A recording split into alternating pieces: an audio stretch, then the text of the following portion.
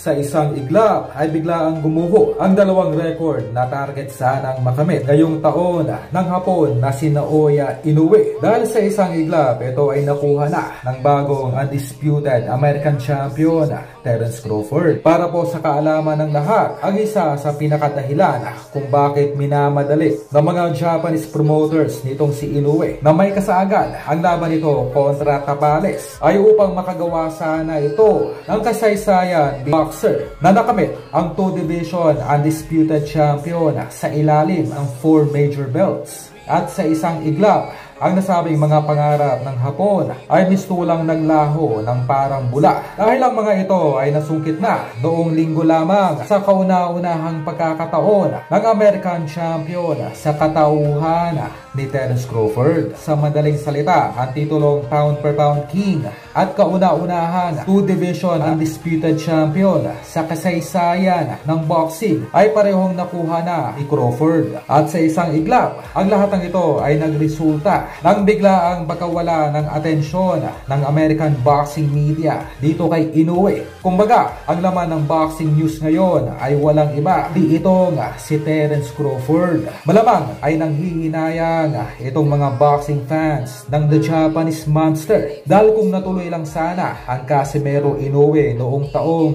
2021 at ipagpalagay na natin na nakachamba o nakuha nga nitong si Inoue ang nasabing titulo noon kay Alas, ay malamang ay napaaga sana ang pagiging undisputed nito sa 118 at sa 122 at marahil ay naunahan na sana nito si Crawford na maging 2-division undisputed champion sa kasaysayan ng boxing.